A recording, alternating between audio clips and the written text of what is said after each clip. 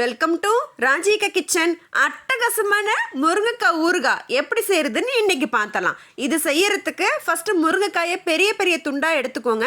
அதை குக்கரில் ஊற்றி 1 டம்ளர் தண்ணி ஊற்றிட்டு 5 விசில் விட்டீங்க அப்படின்னா கரெக்டான பதமான ஸ்டேஜுக்கு முருங்கைக்காய் வெந்து நமக்கு ரெடி ஆகிடுங்க. வெந்ததுக்கப்புறம் நல்லா தோல் தனியாகவும் அதில் உள்ள சாந்து தனியாகவும் பிரித்து வச்சுக்கோங்க. இது கொஞ்சம் வேலை கொள்ளுங்க, ஆனால் செஞ்சு வச்சிங்கன்னா 6 மாதம் வரைக்கும் கெட்டு போகாது. சப்பாத்தி, இட்லி, தோசை, சாதம் எல்லாத்தோடையும் காம்பினேஷன் பெஸ்ட்டாக இருக்குங்க. இதை நல்லா பிரித்து வச்சதுக்கப்புறம் ஒரு எண்ணெய் சட்டி போட்டுக்கோங்க. நீங்கள் எவ்வளோ முருங்கைக்காய் எடுக்கிறீங்களோ அதுக்கு தகுந்த மாதிரியான ரேஷியோ சொல்கிறேன். 1 பங்கு கடுகு எடுத்திங்கன்னா அதில் பாதி பங்கு வெந்தயமும் முழு தனியாவும் எடுக்கணும். அதுலேயும் பாதி, அதாவது அரையில் பாதி நீங்கள் ஜீரகமும் சோம்பும் எடுத்துக்கணுங்க. இது நீங்கள் முருங்கைக்காய் எடுக்கிறதுக்கு தகுந்த மாதிரி இந்த ரேஷியோவில் நீங்கள் கடுகு ஜீரகம் எல்லாத்தையும் சேர்த்துக்கோங்க.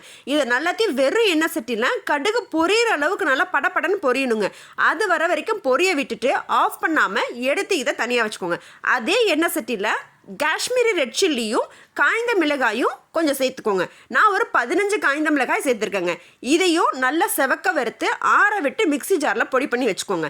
இந்த ப்ராசஸ் முடிஞ்சிச்சு. முருங்கைக்காயோட சாந்து மட்டும் நம்ம தனியாக எடுத்து வச்சுருந்தோம்ல, அதை எடுத்து 1 டீஸ்பூன் அளவு மஞ்சத்தூள், தேவையான அளவு உப்பு, நம்ம வறுத்து பொடி செஞ்சு வச்சது எல்லாத்தையும் சேர்த்து ஒரு 1/2 கப் அளவு நல்லெண்ணையும் சேர்த்து நல்லா மிக்ஸ் பண்ணி விட்டுருங்க. மிக்ஸ் பண்ணதுக்கு அப்புறமா தேவையான அளவு காரம். நான் இன்னைக்கு செஞ்ச ரெசிபியில் ஒரு 15 முருங்கைக்காய் எடுத்தேன். அதுக்கு 1/2 டீஸ்பூன் மிளகாத்தூள் சேர்த்துங்க. ஏற்கனவே காய்ந்த மிளகாயும் சேர்க்குறோம், ஸோ அதனால காரம் பார்த்து சேர்த்துக்கோங்க. இதையும் நல்லா மிக்ஸ் பண்ணி ஒரு 10 நிமிஷத்துக்கு இது நல்லா ஊற விட்டுருங்க. நீங்கள் ஊற விட்டதுக்கப்புறம் தாளிப்பு கொடுங்க. அப்போ நல்லா உப்பு காரம் ஏறி சுவை அட்டகாசமாக இருக்குங்க. இதை ட்ரை பண்ணி பார்த்துட்டு ப்ரிசர்வ் பண்ணி வச்சுக்கோங்க. ஈஸியாகவும் முடிஞ்சிடும், அதே சமயத்தில் நல்ல ருசியாகவும் இருக்குங்க.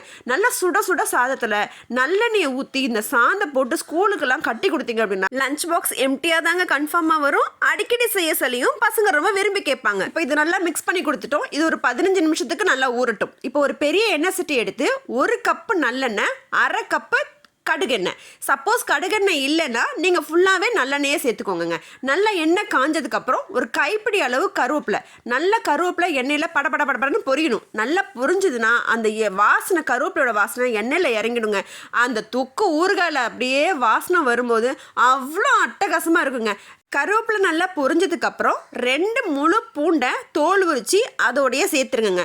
பூண்டையும் நல்லா எண்ணெயில் வதக்கிட்டு 2 காஞ்ச மிளகாயும் போட்டு இது 3மே நல்லா எண்ணெயில் செவந்ததுக்கு அப்புறமா 1 டம்ளர் அளவுக்கு நல்ல திக்கான புளி கரைசலை எடுத்து இதில் ஊற்றிடுங்க.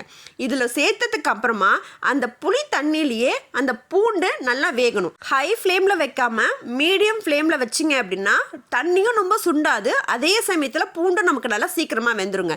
இப்போ பாருங்கள் நல்லா வெந்துருச்சு. இப்போ வெந்ததுக்கு அப்புறமா நம்ம பிசைஞ்சு வச்சுருக்கோம் பார்த்தீங்களா முருங்கைக்காவோட சாந்து, அதை எடுத்து இதோட சேர்த்து நல்லா கிண்டி விடுங்க. தேவைப்பட்டுச்சுன்னா எண்ணெய் நீங்கள் அதிகமாக கூட சேர்த்துக்கோங்க. இது ஊறுகாணுங்கிறதுனால எண்ணெய் அதிகமாக இருந்தால் மட்டும்தான் கெட்டு போகாமலும் இருக்கும், அதே சமயத்தில் நம்ம போட்டு சாப்பிடும்போது ருசியும் அட்டகாசமாக இருக்கும். இதை நீங்கள் ஊறுகானா தொட்டு சாப்பிடணுங்கிறது கிடையாதுங்க, போட்டு சாப்பிட்ற அளவுக்கு டேஸ்ட் அட்டகாசமாக இருக்குங்க.